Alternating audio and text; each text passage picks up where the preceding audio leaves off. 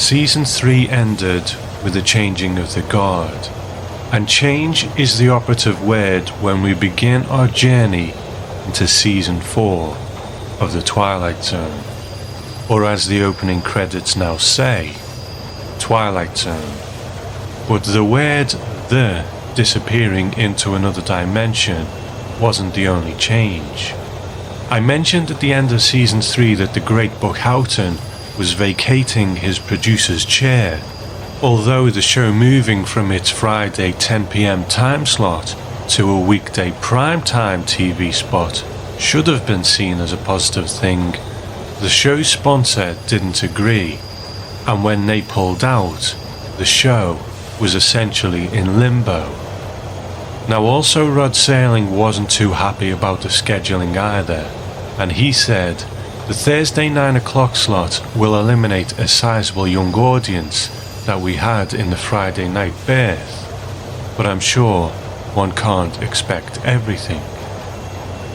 Now of course after 3 seasons it wasn't a done deal that the Twilight Zone would stay dead, but after steering the ship for 3 seasons, Buck Houghton accepted a job offer and moved on.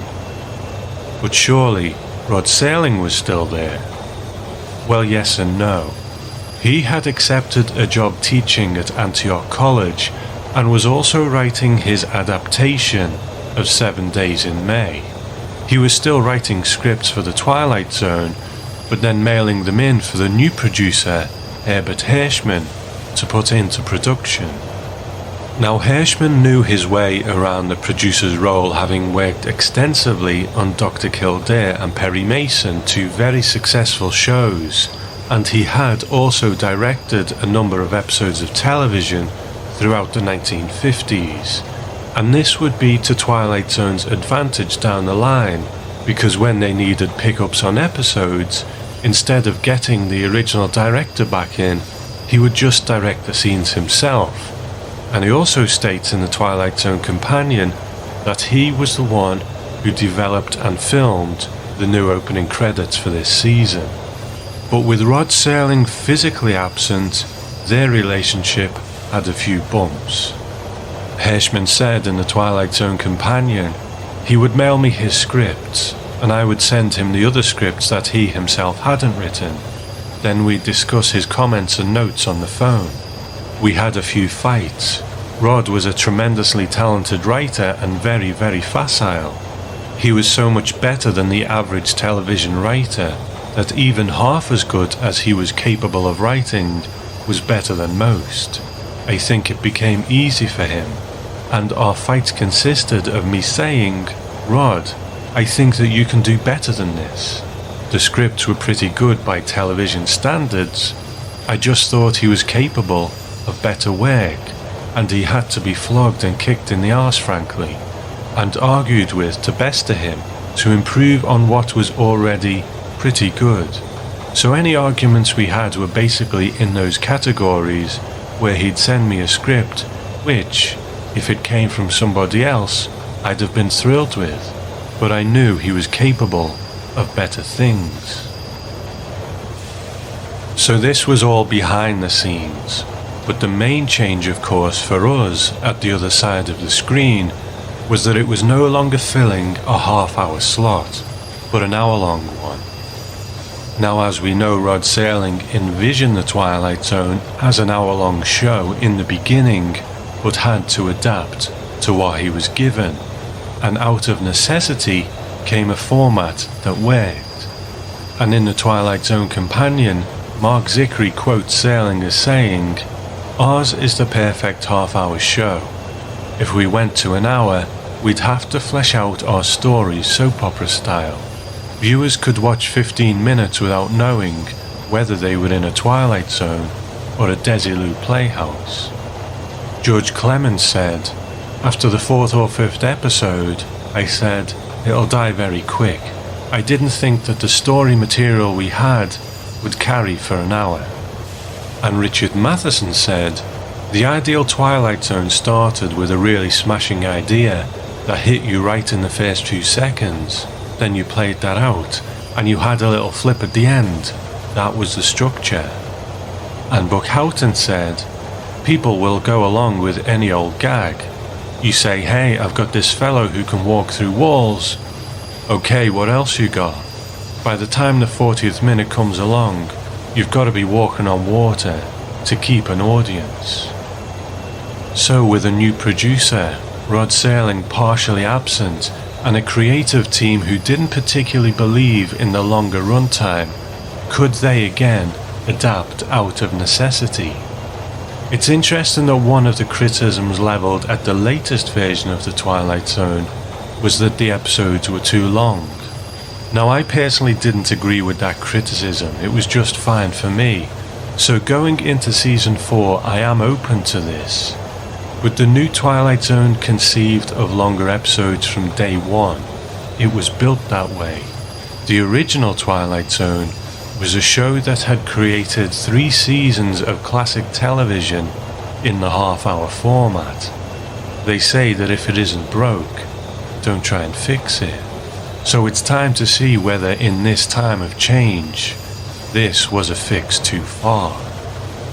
So tonight we're travelling on a subway train to a show that's the same, but different.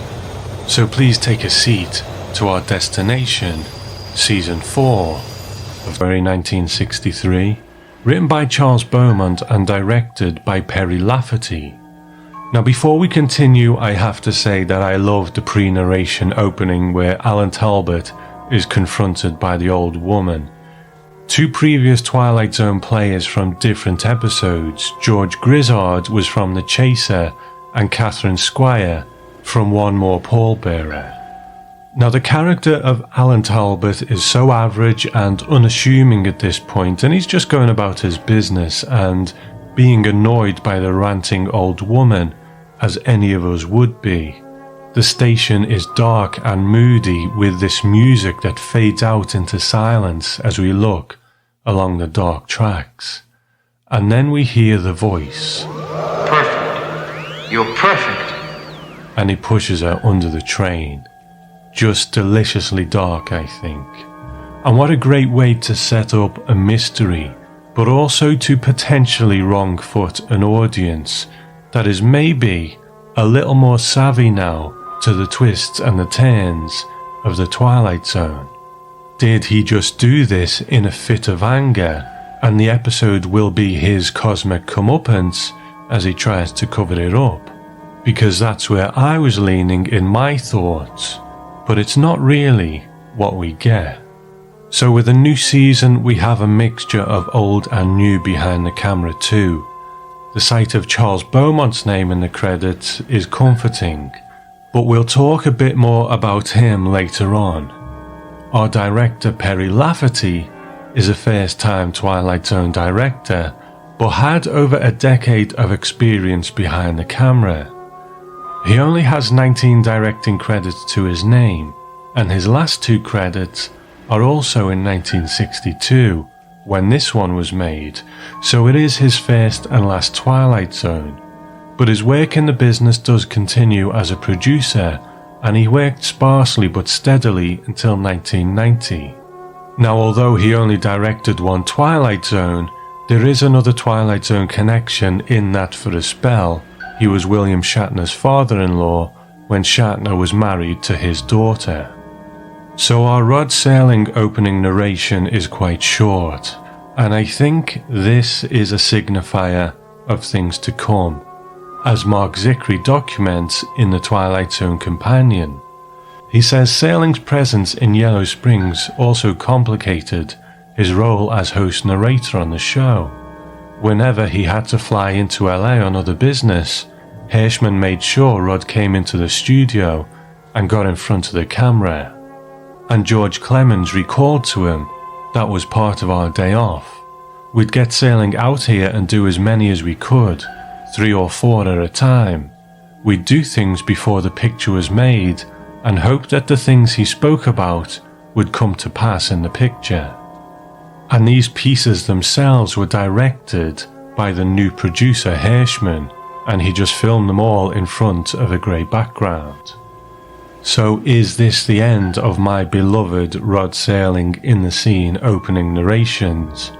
And under these conditions, we don't even get the whip pan and a mock-up set either. And because they are filmed in batches, there isn't a whole lot of meat on the bones either in what Sailing is saying, which is a shame, but I guess what could they do, they worked with what they had. But even so, in terms of simple, iconic cool, Sailing in a black suit, looking good against the grey backdrop, still has some merit to it. So I'll keep an eye on this as we work through the season. Jess, Yeah? are you sure? Goes to the apartment of the woman who we find out is to be his wife, but it turns out that they've only actually known each other for 4 days. Now, first of all, I think that our two actors, George Grizzard and Gail Kobe, have a really good chemistry here, and the fact that they've only known each other for 4 days is relevant for a couple of reasons. So I'm going to talk about the twist of the episode now to get it out of the way so we can keep it in mind as we go through. Now, Alan Talbot is an android who has only actually been alive for a week.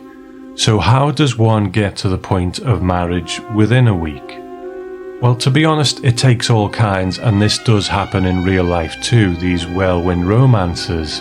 But also, we will later find out that Alan has been imbued with the confidence that his creator wished for himself, and also his creator has given him an artificial background as a bit of a Casanova. Again, something that he wished for himself.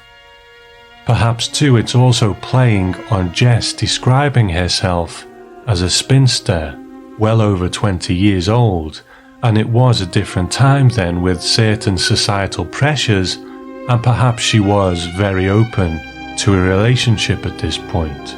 So if we take all of these factors into account, we can see how this situation may have occurred. So as they pack their roast chicken into a picnic basket, let's learn a little about Jessica Connolly. She is played by Gail Kobe, a 3-time Twilight Zone player. And we've seen her before in A World of Difference, and we'll see her again in The Self-Improvement of Salvador Ross. Now, I can't find a great deal about her younger life other than that she was a model before becoming an actress, and with 81 credits to her name, she hit many of the usual shows of the time. But later on in her career, she transitioned behind the camera and produced several soap opera style shows like The Bold and the Beautiful and Days of Our Lives. And I enjoy her very much in this. She is clearly a very good actor and matches George Grizzard beat for beat. And I also think she does have that sense of a woman who is independent, and while she's not desperate for a man, she's certainly open to the possibility.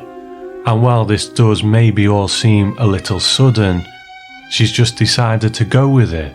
Maybe it's her nap in the car on the way. He seems to be having a dream where he mentions the name Walter, and we hear this strange noise. Now, we heard this noise earlier on at the subway station, and we'll hear it again throughout the episode, and it's sometimes accompanied by flashing lights on Alan's face. So let's talk about this for a moment. Having never seen this episode before, I have to admit that my first thought when I heard the noise was that it was something to do with aliens. And when there's lights on his face, especially later on, it seemed to me like either aliens were trying to contact him or control him, something along those lines. So later on, when we get the revelation about what is actually going on, it felt like it was breaking the Houghton rule, even though it wasn't. So if you're new to the Twilight Zone podcast, the Houghton rule is from a quote by the great Buck Houghton, the former producer of the Twilight Zone, that there is only one trick per episode. So for example, if you have aliens in an episode, you wouldn't then have a ghost in it as well, or you wouldn't have time travel and a robot. The more things you have, the harder it is to suspend disbelief. So while this doesn't break the Houghton rule, I'm not particularly fond of how this noise is used. It's usually supposed to signify the surfacing of Alan's murderous tendencies, which is something that comes up throughout the episode, that he has a compulsion to kill. Now I realise that this is a tough thing to do and they have to show it somehow, this inner turmoil that he has, but I'm not sure that this was the best way of doing it. The episode itself is based on a Charles Beaumont short story, The Man Who Made Himself. So how did Beaumont portray these episodes in that story? Well, he does it in a couple of ways. For this particular scene, he uses a cryptic dream type sequence. And it goes like this: fire, a bright leaf on the rotted curtain first, and then 2 leaves, and 3, and then the curtain falling and the leaves turning into blazing yellow ivy, reaching up the wall, across the floor, over the tables and chairs, growing. Walter, a forest of flame, hungry, and the man with the bandage, quiet, still and quiet, waiting to be eaten. And later on in the story, Beaumont also uses a different method, which we'll talk about in a moment. But it's interesting as well that in this story we find out that the two of them met after Alan was hit by Jess's car, and the two of them then go for a drink afterwards, and that's how they get to know each other. But this time they continue into town, but not before they change seats so that Alan can drive, and we have a little moment of maybe Twilight Zone referencing itself when he comments that them changing seats is like a changing of the guard, the last episode. Get into town, we get a series of scenes where things aren't quite how Alan remembers. Buildings are there that weren't there before. People who Alan knew are now long dead. So while they try to figure out what's going on, let's meet our leading man. Alan Talbot and later Walter Ryder Jr. are played by George Grizzard, and this is a far cry from when we first saw him in the Twilight Zone in Season 1 with the episode The Chaser. Now I really like George Grizzard as an actor, and I think he has great range. He's one of those actors that, once they got the acting bug, just became immersed in the craft for the rest of their lives. And he was born in 1928 in North Carolina, and after working in advertising and then potentially having a career in radio broadcasting, he got a taste for acting and studied in New York, and eventually found himself on Broadway. And when your first role is as Paul Newman's younger brother, and you get critically acclaimed for it, then you must be doing something right. So stage success followed, as did a transition to the screen, and with 99 credits to his name, he did occasionally work in the movies, but the majority of his roles were in television. And although his output did slow down through the 80s and into the 90s, he did continue to work steadily as he got older, and his final movie before he passed away was the 2006 Clint Eastwood film, The Flags of Our Fathers. And there is just something about Grizzard that I really like. He has these big expressive eyes that are like windows to his soul, and clearly has the gift for comedy as we saw in The Chaser, but also a gift for drama as we see here. He's a very watchable actor for me, and I really enjoy his presence on screen. So Alan and Jess continue their sleuthing, but the fuss Alan made at the man's house earlier results in the law catching up with them at a cemetery where they're doing some investigating. Love the directness of that cop, just no messing about, cut to the chase. You caused a disturbance, so do you admit it? But incidentally, the overcautious man who called the police because a stranger knocked on his door is a 3-time Twilight Zone player. We've seen him in the Rip Van Winkle caper, and also recently in Young Man's Fancy. So this is an episode that is filled with Twilight Zone alumni. So we have a midsection to the episode here, that is a number of scenes in which Alan and Jess are trying to figure out what's going on. Is Alan going mad, or is it something else? So this seems like a good time to tackle the major difference in Season 4, the episode length. Is it a factor in this episode? Now, I don't want to be overly consumed with this in the Season 4 reviews, but the season being what it is, I do think we probably need to tackle it sometimes. As I mentioned earlier, this is adapted from a Charles Beaumont short story, The Man Who Made Himself, which first appeared in February 1957 in an issue of Imagination.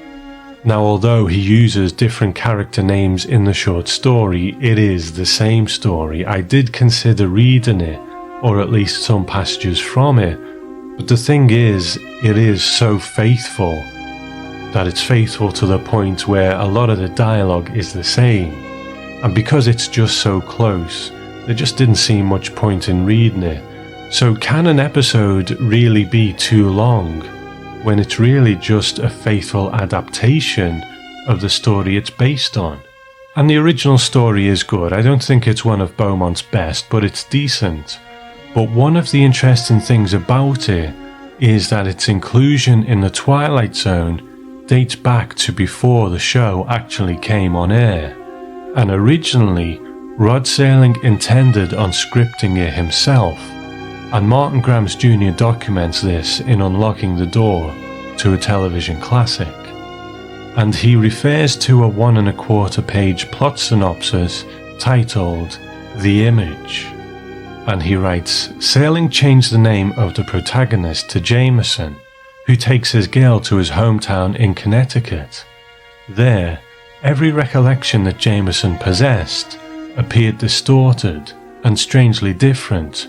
Buildings he recalled are either not there or do not fit the description. His fear begins to assume serious proportions, scaring the girl as he takes her back to New York. After burning himself, Jameson observes metallic objects sticking out of his thumb. Visiting a friend of his, Peter's, Jameson discovers his friend is an exact duplicate, only Jameson is made of plastic wires and coils. He is electronically generated. Peters explains that as a shy man, he cannot get along with other people, so he tried to create something more perfect than himself. Jameson, running out of power, sits down and asks what he can do, describing the girl and the fact that they were going to be married. Peters does not say very much.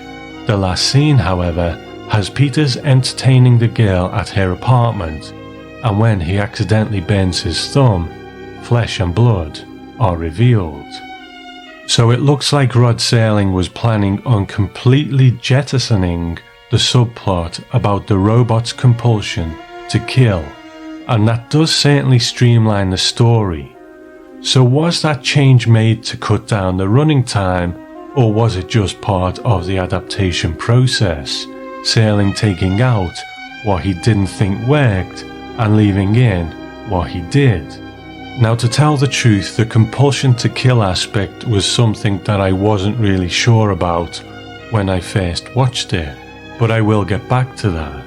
I know we only have Martin Grams Jr.'s description to go off, but I actually think Serling's version does seem to work. It brings a certain dignity to the act of the shy Peters, stepping out of his comfort zone as a gesture to honour his creation, Jameson. He sees that Jameson has ran out of power, so he doesn't let the love that he has fostered with the girl die with him. Unless all that Jameson needed was some new batteries, then in that case, Peters just stole his girl. So that would have fitted nicely into the half-hour format. But if we put that to one side for a moment, does this episode feel too long? Does it feel like a half-hour story stretched over an hour? In this case, I would say that I don't feel it's too long. There are certainly scenes that could have been written around to remove them and make it shorter, but you can probably say that about most things. I think just because you can make a cut, it doesn't necessarily mean that it needs a cut.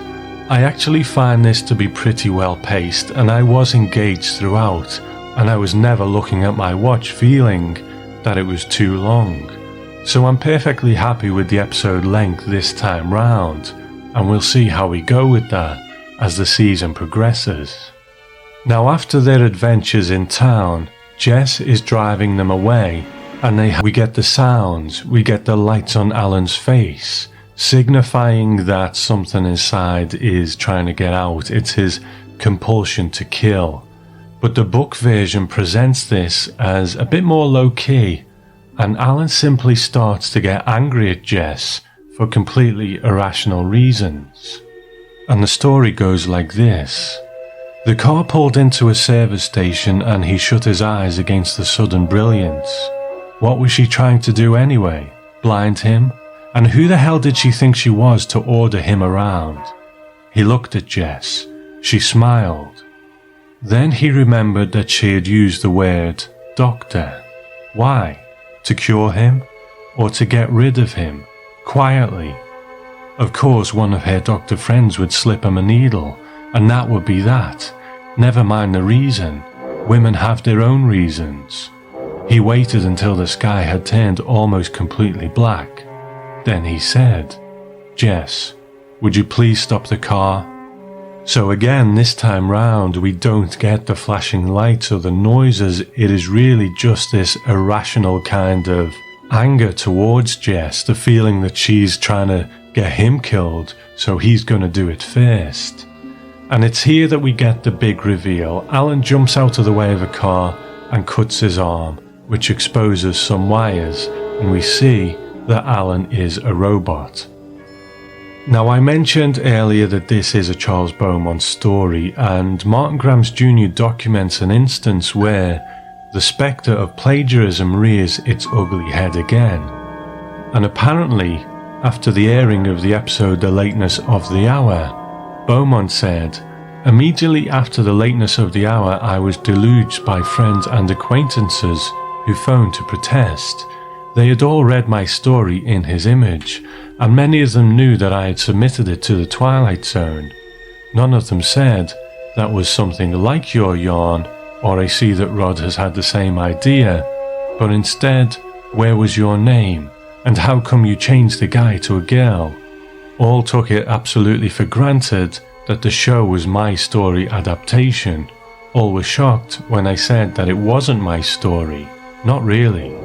Now, Serling felt that both of the stories weren't really the same beyond the central theme, and to be honest, I agree with him. Maybe it's because of the times in which we live, where we've seen thousands of robot stories since then, but I honestly never connected the two, and I guess Beaumont mustn't have taken it too seriously because he carried on working for the Twilight Zone.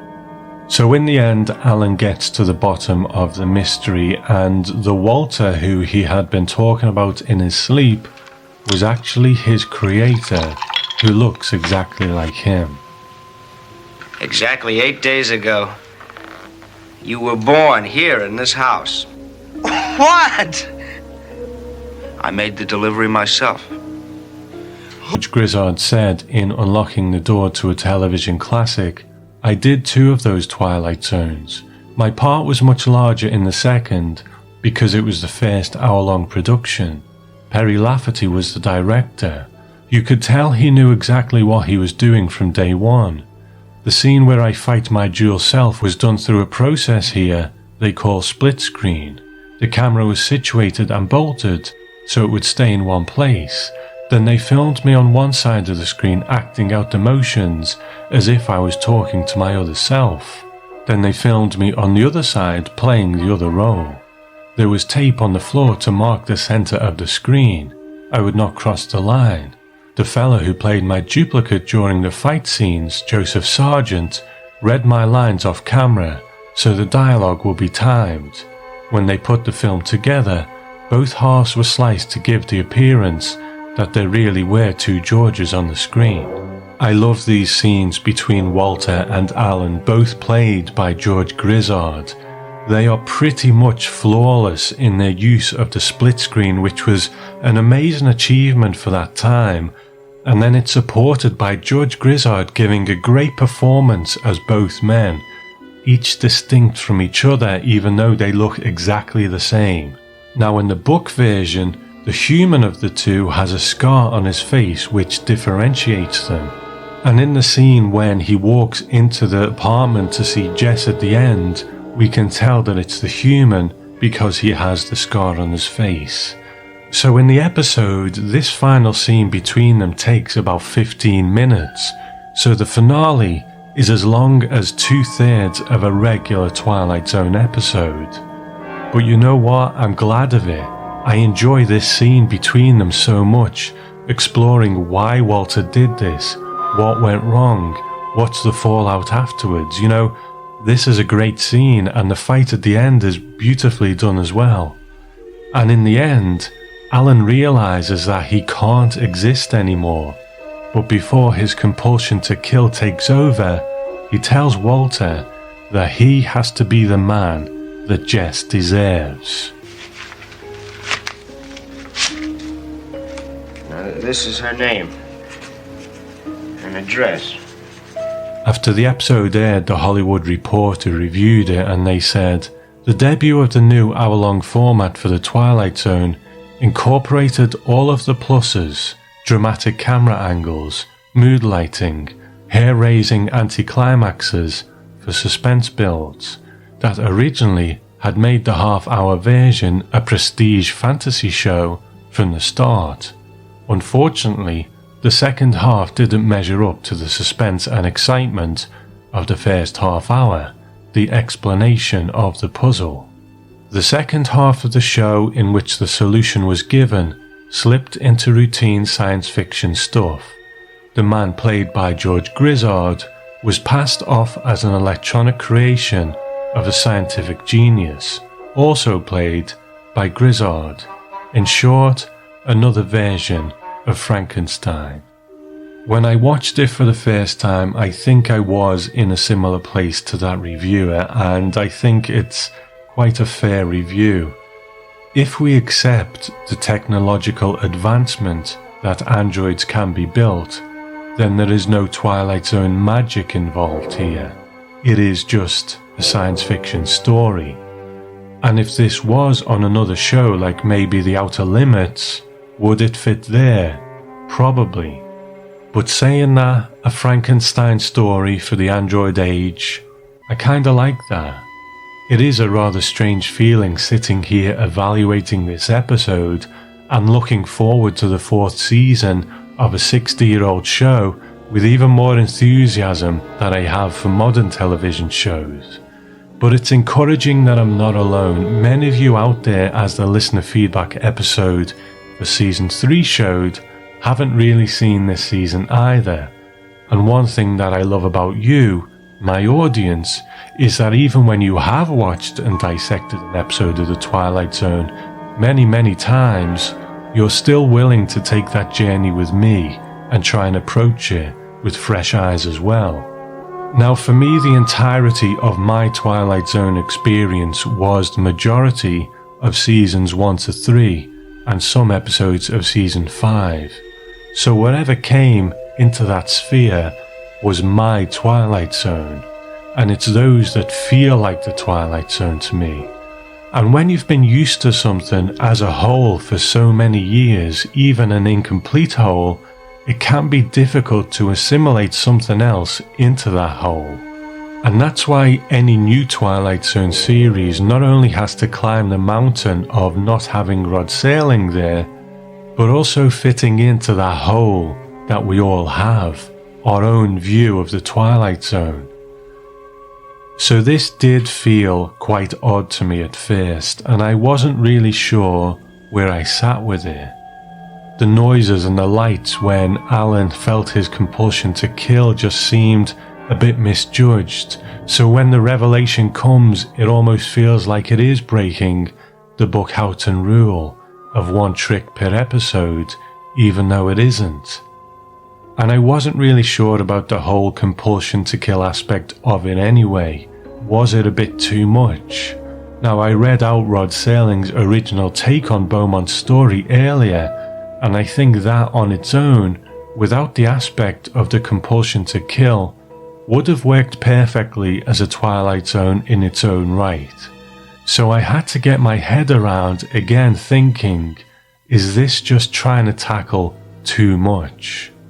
The twist that he's a robot and then all of this desire to kill stuff as well. But after a couple of watches, it really did start to settle in with me. The title In His Image has quite a religious sounding ring to it, that the original title, The Man Who Made Himself, didn't have. And of course it's from the story of Genesis that God made man in his image.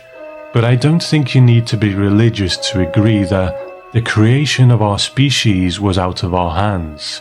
So whether it's by divine creation or evolution, we came to be a certain way, and certain checks and balances were put in place. The natural world finds balance and equilibrium. But Alan is not of the natural world, he is Walter's creation. And when Walter tries to play God or Mother Nature, he doesn't have the all-seeing oversight of those forces. He doesn't see what he perceives as a flaw is actually a safety mechanism, a balance. Now that's not to say that Charles Beaumont is saying that all introverted people are potential serial killers, but just that in this case it's true. But in the next case with another person, perhaps their overconfidence is the counterbalance to something completely different. That's the whole point. Things just aren't that simple. I think this is Charles Beaumont's warning against playing God, that the very binary way that we as humans often see things is far too simple, and we are playing with things we don't understand. And in the end, the android Alan Talbot told the human Walter Ryder to make a better version of Alan Talbot, not by playing God, but by changing the thing that he had been given control of, himself. So Walter had to work at being more confident, rather than just creating it out of nothing. So whether by God or by nature, the thing that we have control of is ourselves, and how we act, and how we treat people.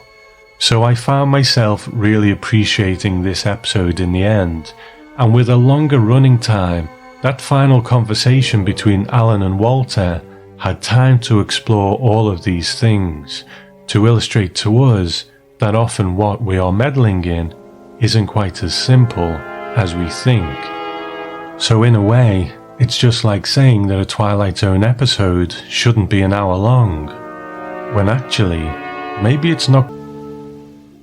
You know, one of the things I loved about covering Twilight Zone 2019 was that the community here at the Twilight Zone podcast really came together for those shows and got their voices out there.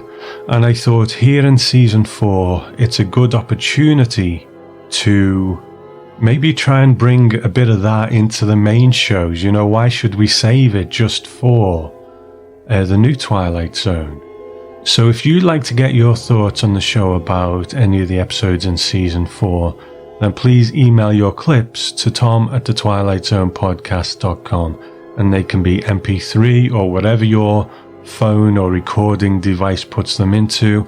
I'm usually able to convert them and put them into the show. So we say around 5 minutes, give or take, is a good rough guide for these clips.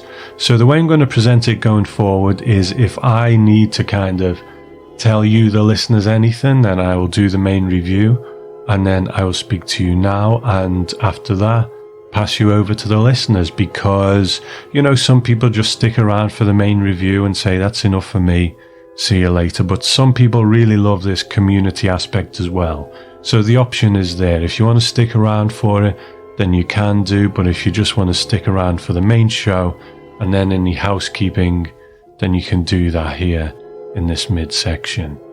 But before I hand you over to the listeners, I just want to thank the following new patrons. Now normally I assign them an episode of the podcast because that is the episode that they are sponsoring and keeping on the air. Now, I'm going to approach that slightly differently, purely for the fact that patrons come and go, and now that we've got a good number on there, some people say, I'm just going to contribute for a couple of months and then that's me. And the problem is, when people are coming and going, it's just becoming unmanageable to be updating that page, the executive producers page on the TwilightZonePodcast.com all the time. So I'm going to change it to people who have contributed for a certain amount of months. I'm not going to take away anything that I've already put on there, but naturally people come and go in Patreon terms, and that's fine. So instead of putting everyone on straight away, then after a certain amount of time, which I will decide down the line, then people will, if they stick around for long enough, then they will get that episode sponsorship, because otherwise it's just taken me forever, because it was becoming quite unmanageable. So that being said, and I'm probably going to be repeating a couple of these names, but that's okay. So first of all, Diana Spranklin. Now currently she's wanted in Binghamton for trying to break into the carousel, but that's another story. Welcome, Diana, thank you. And then Drewman, we'll hear from him in a moment. Good guy, and he is a new patron too. Shelley Grisker, thanks so much for coming on board. Joseph Lucino, thank you so much for your patronage. Hellhound Publishing, that sounds interesting, so thank you for coming on board too. Brian Jones, welcome, and thank you for supporting the show. Mark Amorosi, thank you to you as well for becoming a patron. Then there is Mark Rayburn, thank you so much, Mark, I appreciate it. Johnny Heller, good guy, thank you for coming on board, appreciate it. Then Ewan, appreciate you coming on board and supporting the show, thank you. And then last but not least, Sheila Job, thank you for supporting the Twilight Zone podcast. At the moment, I'm in the middle of kind of rethinking how I do things over there, so it's going to be gradually changing, but I think changing for the better, and hopefully there'll be some interesting content over there. But if you want to jump on board, then it is patreon.com/Twilight Zone podcast. So that's enough from me. I'm going to hand you over to the listeners now. And like I said, I don't expect everyone to send in feedback for every episode, but if there's an episode you like in season 4 or dislike, or just want to say something about, then please do send your voice clip in. Or if there's just some general Twilight Zone stuff that you want to say, then that is welcome as well. So please feel free to do it. Okay, that's enough from me. Let's hear from the listeners. Rod Serling, creator of The Twilight Zone, will tell you about next week's story after this message. Hey, Tom. Paul Gallagher here from the Night Gallery Twitter page and the Shadow and Substance blog and Facebook pages. Thanks for giving me a few minutes to chime in. I really appreciate that. As your regular listeners may recall from the other times you've had me on the show, I'm truly a longtime fan of yours. And in fact, I recently unearthed a Follow Friday that I tweeted about your podcast back in April of 2011. So it's definitely been a while. And it's really been a great experience to follow along with you as you work your way through seasons 1, 2, and 3, and now here you are diving into season 4 at last. So I find that this season tends to be underappreciated. I think that's partly because people are simply not as familiar with these episodes, since they're an hour long, and over the years, any TV station that carved 30 minutes out of its schedule to rerun the other 138 episodes really couldn't air it, at least not without rearranging their schedule, and it's unlikely they'd want to do that. But I think the main reason that they're not as well known and appreciated is that Twilight Zone at an hour simply wasn't the same show. I mean, sure, it touched on some of the same themes, and it could still scare us or make us think or touch us in some way, just as it had before, and as it would again in season 5. But still, the show had turned out to be so perfectly suited to the half-hour slot, the format then, that I think the longer episodes meant that the show inevitably lost the snap and the pacing that graced so many of its classic episodes. Yeah, there were times when a half-hour Twilight Zone can feel a bit rushed, but at an hour, there can be padding.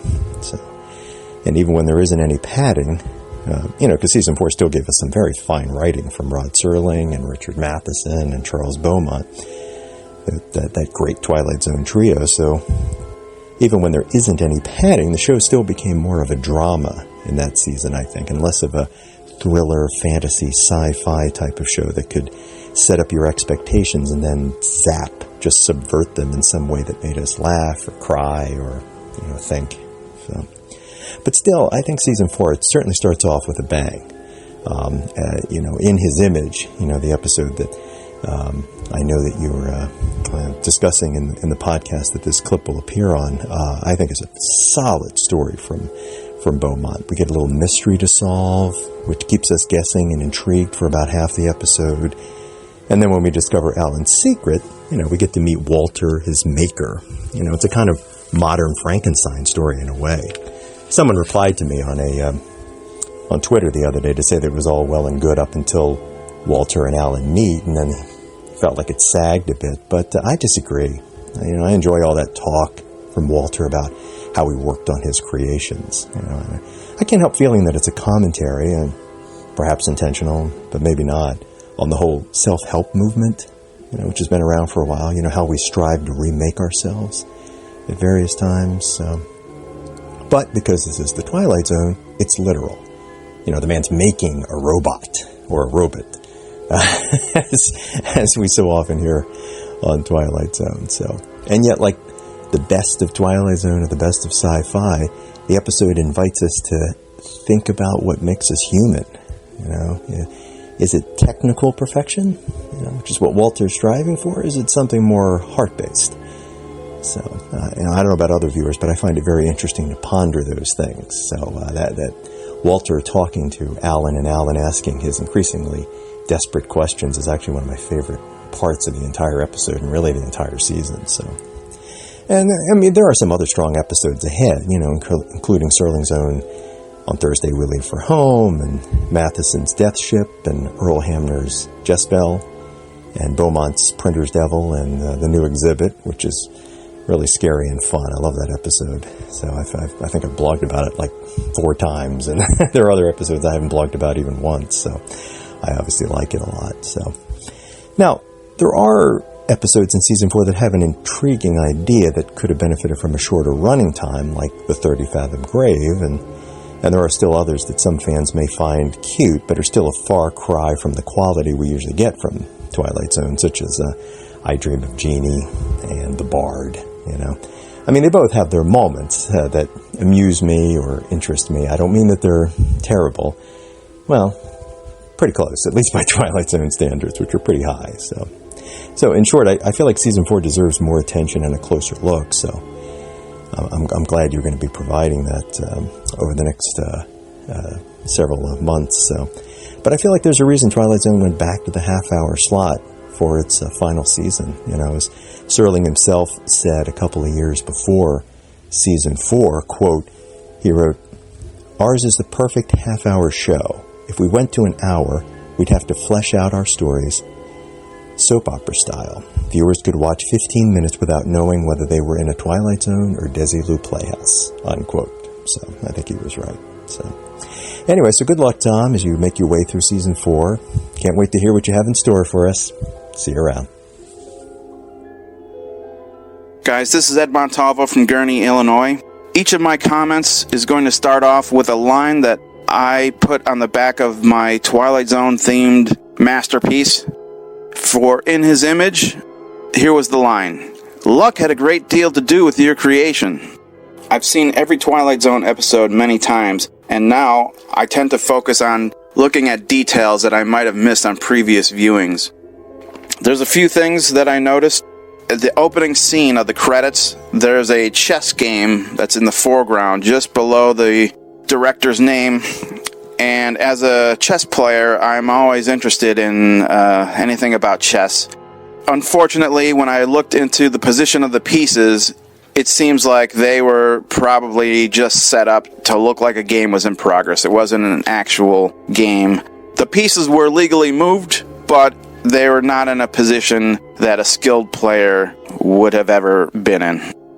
One of the interesting things that I found in this episode was the religious overtones. In His Image, God creating man in his image. And also the religious lady, the evangelist, when Catherine Squire says to him, "I was revelated." And then she asked, "Do you read the book?" And he said, "What book?" I found that pretty funny. One of the things I liked was her saying, "It was Sunday, if you will. I was ironing. It came out of the clear blue sky, the breath of God, his voice like an electric shock." After seeing this episode many times, I feel like they're trying to tell us that she was ironing and she got shocked by her iron, but she thought it was a bolt from God, and that's why she believes all these things. Another thing she said was, "The devil is all around us," while she has a dead animal around her neck. And then she specifically calls out a passage from the Bible, Leviticus 5:2. So here it is. "If anyone touches an unclean thing, whether a carcass of an unclean wild animal, or a carcass of unclean livestock, or a carcass of unclean swarming things, and it is hidden from him, and he has become unclean, and he realizes his guilt." Again, all that religious talk about touching unclean things while she has a dead animal wrapped around her neck, I find to be a detail worth noting. I also have to say that I didn't expect him to murder her. When the train's coming in, she's saying, "No, no, no," and then he throws her under the train. I found that to be quite shocking.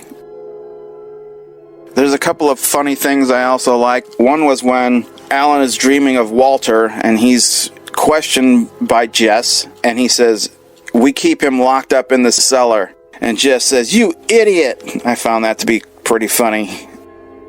Another thing I noticed was when Alan and Jess show up at the house looking for his Aunt Mildred, and he's banging on the door. The guy opens the door and he says he'll call the sheriff on him if he doesn't leave his property. But then, in the cemetery, he did call the sheriff on him. So I'm like, wow, what a jerk. You said if I'd leave, he wouldn't call the sheriff on me, and here's the sheriff. Another interesting tidbit was in the cemetery when he's talking to the sheriff. He asks if Jess is his wife. He says, "No, we're just friends." I expected him to say that she was his fiancée. But maybe if Aunt Mildred didn't approve of her, they weren't going to be married. When Alan arrives at Walter Ryder's house, he just enters it without even knocking. I found that to be an interesting choice. Alright, I could go on and on with every single episode, but I know that you're looking for about 5 minutes, so I'll cut it off there. Thanks. Hi, Tom. It's Chad calling in from Parts Unknown with some thoughts on the first episode of Season 4. I'm recording this in the parking lot of the gym, and the new 50-minute runtime of the Twilight Zone means that I'm going to be getting a little bit of extra cardio on the machines, but I'm getting a bit pudgy in my old age, so it's all for the best. Score 1 for Season 4. So this week, Pearl Jam released a new song called Dance of the Clairvoyants, and I've been listening to it obsessively. And there's a line in the song that says, "The expectation of perfection leaves much to endure when the past is the present and the future is no more." And that chorus feels to me a lot like the Twilight Zone, and I think it speaks to the message of tonight's episode. In his image, just random thoughts on this. I thought it was a great opening. It was dark. The figure was isolated in the subway, and this was a callback to the very first episode with Earl Holliman, and a fantastic interview that you did with him and put out this week. Great stuff there. First scene was kind of a callback to that, so I thought that was a great opening. There was the terrifying mystic woman in the subway.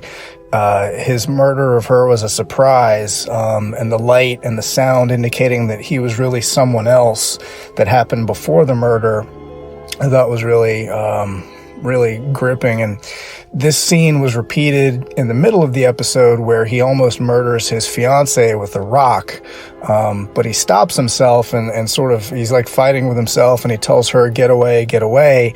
And that scene really was a callback to me to the 2019 series and the episode Not All Men. And that scene seems to have really been a direct inspiration to some of those scenes that explored men's violence and the message that only through effort could that violent impulse be stopped. So the final act where the character meets his identical other self, I thought that the shooting of that, the framing of it was really beautiful. He's in that dark room, and the only light that you have is coming through the room that he's walking into, almost kind of like a near-death experience. And we've kind of seen that shot in other episodes before. And this time he's also being followed by a mysterious figure. I thought that was really brilliant. The lighting, the set and the shot, the way that the set when they're talking looks like a mirror image. So it's like your scene is a mirror image. The room that they're in looks like a mirror image of itself. And then you've got the two twin figures there. So I really liked that. I thought it was really well done. The discovery of the human parts in I Sing the Body Electric, it seemed to call back to that when they first go into that laboratory or that store where they're going to buy the pieces of the grandmother that they're going to put together. I think that lighting effect was kind of similar to that, so I really liked it. When they go downstairs into the laboratory, I thought that was like a perfect recreation of the old 30s horror films. So I thought this was a really strong episode, and I was cautious with it, having heard others say that the shows in season 4 kind of felt padded or felt like they were too long. But a good show can be long and seem short, and a bad show can seem too long even though it might actually be short. And this one felt just right. It felt like it was kind of a new Twilight Zone experience because they had more freedom to explore more depth because they had additional time. So I didn't think that the extra time worked against it. I thought this was a really strong opener. The story kept the suspense as it unfolded. I thought it unfolded at a really good pace, and I thought it was an impressive start to season 4. The payoff to the story was essentially that the character tried to create a perfect version of himself, sort of a callback to the Frankenstein and the creation of the Frankenstein monster. I thought it was also maybe a little bit reminiscent in message of a game of pool, which was one of the great episodes from season 3, speaking to the danger of ambition, which kind of got back to that line from that new Dance of the Clairvoyant song. You know, the whole idea that pushing towards perfection has its price. Now, the twist here is that the antagonist isn't seemingly punished for his hubris, or he isn't punished for pushing towards perfection the way that we saw in the game of pool.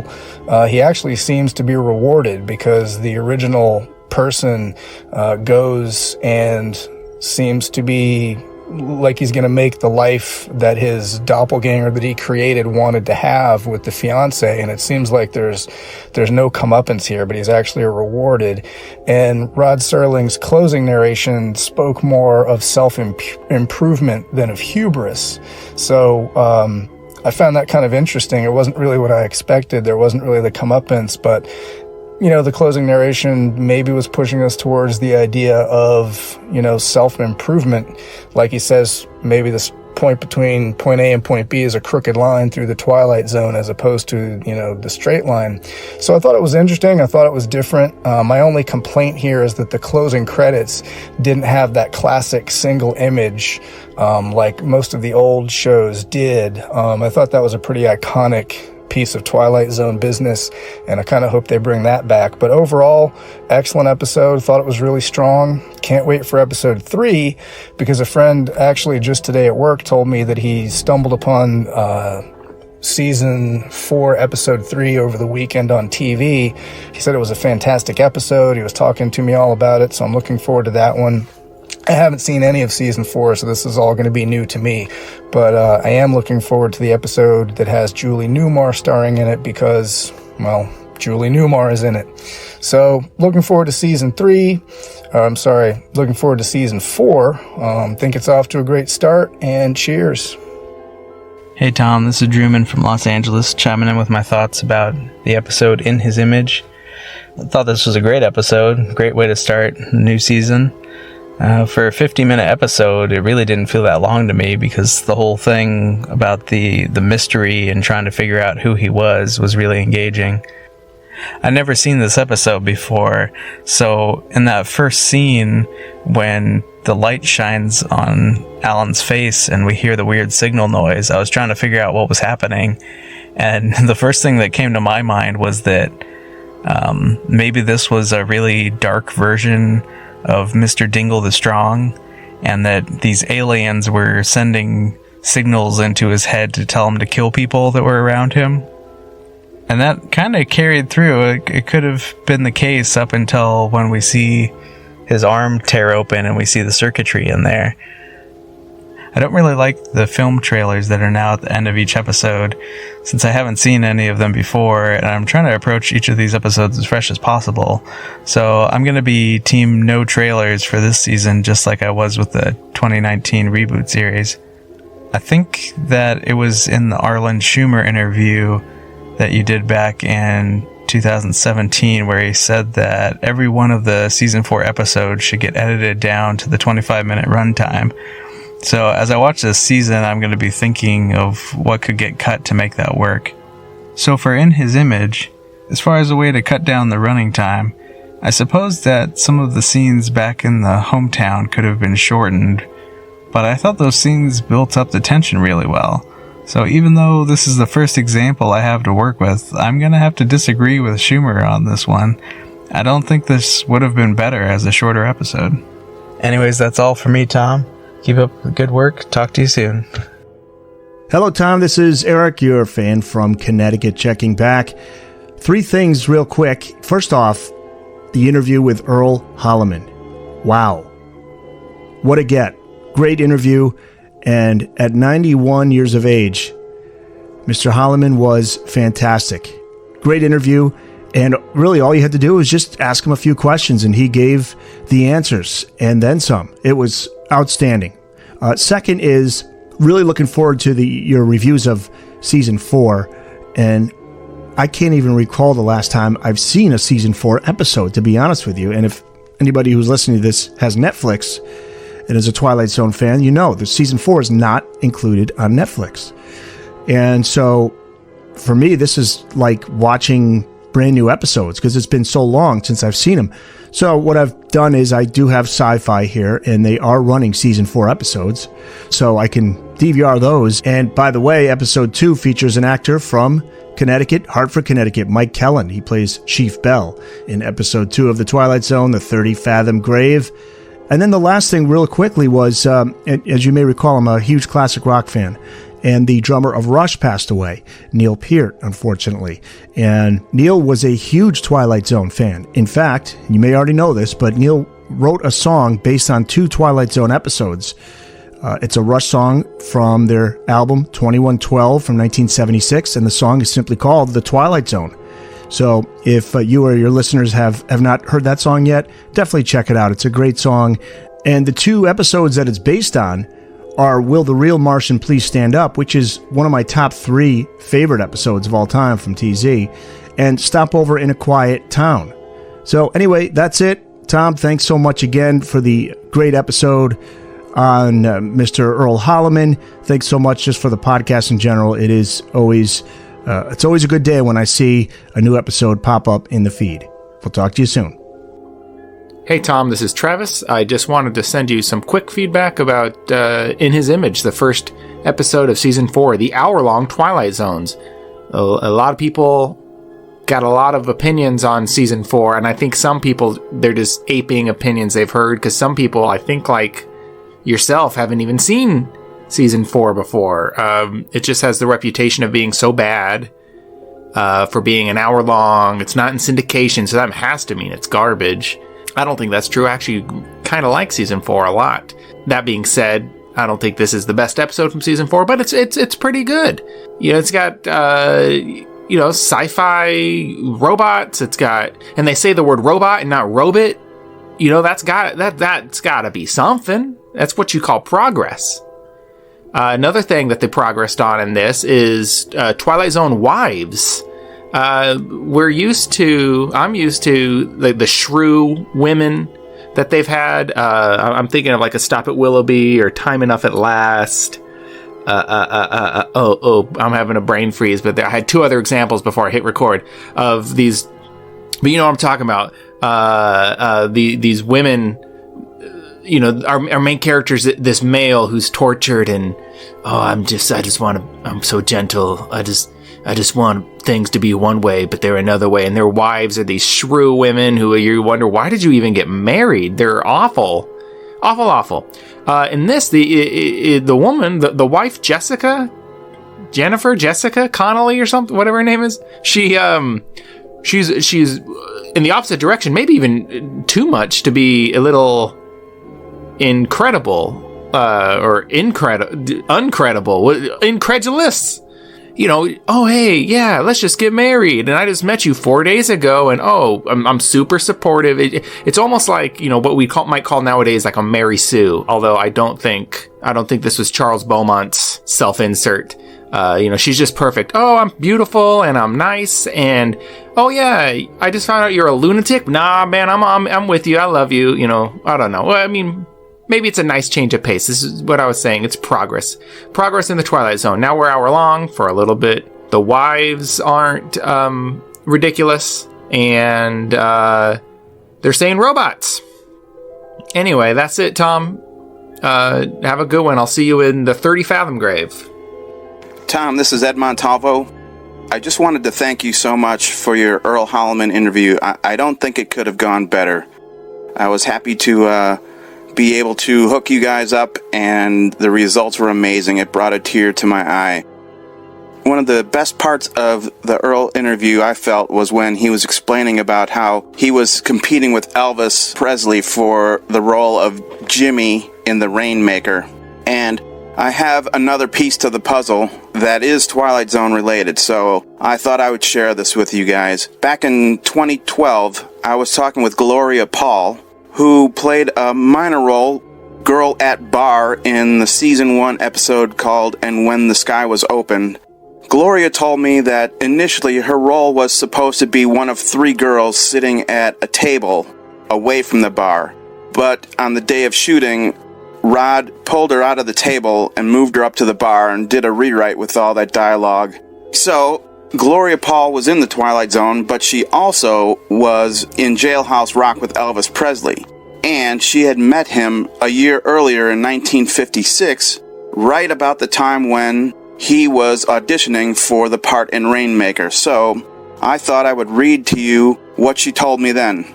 I have an actual recording of her saying these things, but when I went to try to play it, my mini cassette recorder is broken, so I've ordered a new one.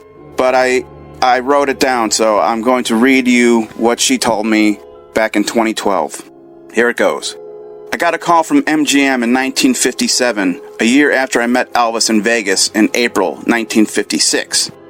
They wanted me to be a stripteaser, or a nicer way to say it was a burlesque queen. I had been a Vegas showgirl, and I know how to dance, so that was okay with me. Well, in April '56, I was at the New Frontier Hotel visiting my showgirl friend Muriel. I remember out front they had this big 100-foot blow-up image of Elvis. Backstage, Muriel asked me if I had met Elvis Presley. He was standing in the corner, checking me out and looking me up and down. I had no idea who he was. She asked me if I knew Elvis. I extended my right hand to shake with him, and he took my fingers to his mouth and proceeded to suck off my fingers one by one. I asked him, "What kind of handshake is that?" "That's Tennessee style, ma'am," he said. I answered, "Remind me not to go there. You're a corny, horny little hick." He laughed his head off. So he goes out and he does this show. He's jumping around and wiggling and doing these gyrations. The people just looked at him wondering what he was doing.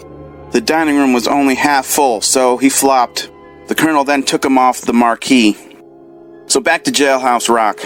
I went to the interview and they said I was perfect for the part. When I showed up for my scene in costume, Elvis walks over to me while I'm in the makeup chair and he says, "You remember me, ma'am?" I said, "You look familiar." He said, "I met you backstage at the Frontier." I said, "That was you?" Laughing. I really gave it to him, but Elvis had a great sense of humor. He thought it was funny I was pretending not to know him. I said, "Are you an extra? What are you doing here?" He answered, "I'm the star." I said, "You're putting me on." He said, "No, I swear, I'm the star," he said. "Ask the makeup man." So I asked him, "Is this guy the star or is he putting me on?" The makeup man said, "Yeah, he's the star." So I looked at Elvis and I looked at the makeup man and I said, "He winked at you, right?" "No, really, I'm the star," said Elvis. So Elvis started to follow me around like a puppy dog. He wanted to talk about Vegas. He said that he flopped there, but he was going to go back and be a star. I said, oh, sure. The more I teased him, the more he loved it. I mean, everyone was applauding him everywhere he went, trying to attach themselves to him. To me, he was just a kid.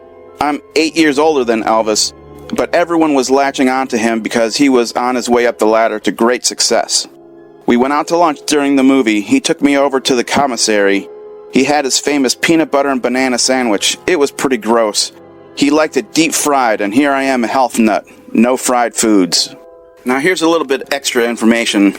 Elvis was in Las Vegas from April 23rd, 1956 through May 6th of 1956. He was 21 years old. Elvis signed the 7-movie contract that Earl Holliman talked about in early April, so that was only a couple of weeks before he was at the Frontier and ran into Gloria Paul. He was telling people that he was going to be doing Rainmaker for $1 million, but he wound up doing Love Me Tender. Now we know why, because Earl Holliman got the part. When Elvis appeared at the New Frontier, he was an added attraction, Elvis Presley, and they were marketing him as the atomic-powered singer. The Muriel that Gloria Paul mentions was a part of the Venus Starlets, so that's why Gloria was able to go backstage at the show. When I first heard the story from Gloria Paul, I wasn't sure if I totally believed that Elvis was a flop. I mean, it was hard to believe Elvis would be a flop. But in researching, he really was a flop, mainly because he was very popular with teenagers, and they were not old enough to get into the casino bar. The older people in attendance really didn't know what to do with someone like Elvis, so it was true that he was a flop there back in 1956. I also found out that his screen test for Rainmaker had been March 27th, 1956, which would have been right around when Earl Holliman was reading his parts. And the contract that Elvis signed with Hal Wallace was a 1-picture deal with options for 6 more pictures. So there is more evidence backing up Earl Holliman's statement. Not that anyone doubted. In August 1956, Elvis started filming Love Me Tender, and he was on loan out from Paramount to 20th Century Fox. And that movie was originally titled The Reno Brothers, but they renamed it Love Me Tender to capitalize on the success of his record. Hey there, Tom. Harold Clark reporting in from Buda, Texas, talking about In His Image. So I got a lot that I want to say about this episode, so I'm going to have to breeze through a couple quick topics before getting to my main topic. So this has the new, probably most iconic intro with the door and the eyeball and the scuba diver who, when I was a kid, thought, why does he have a cotton ball sticking out of his head? Not realizing it was supposed to be bubbles. But I guess, what do you think about the new intro? Like I said, they're going to use this from this season and season 5. Obviously, this is an hour-long episode. They chose to make this the first episode in this season, and did it need to be an hour? I guess in a way, I think it did, because you have 30 minutes of the mystery so you can try and figure out what exactly is happening. And then you basically have about 20 minutes with Walter and Alan basically having their philosophical discussion about what it means to exist. So for me, I really concentrated this time watching it on those last 20 minutes. And the thing that really struck me about this episode that hadn't struck me before was how strong the Frankenstein parallels were. Walter shows that he has 2 rejects before he was able to create Alan. Just like Frankenstein took him many years of study and experimentation before he made his ultimate creation. However, Frankenstein actually ran away from his creation when he succeeded. And from what we understand, Walter was almost killed by his creation. However, both Frankenstein and Walter failed to think about the consequences for their creations once they were created, once they were born. What would be the impact on their creation's life once they were created? Interesting idea that Alan brings up. He talks about having a girl, and Walter says it's never going to work. He's not going to age. He'll break down. They don't say this, but can Alan have kids? How perfect was his perfect being? But just like with Frankenstein's creation, when he realizes that he's not perfect, that there is something wrong with him, that Alan demands that another creation be made. And of course, the creators, both creators, balk at that idea. And because of that, I guess you could say that both creations rebel against their creator, but they rebel due to their creator's actions, not necessarily due to a fault of their own. Alan, he never asked to be created, but now he's shown that he's going to suffer. And in this episode, he ultimately dies. Now,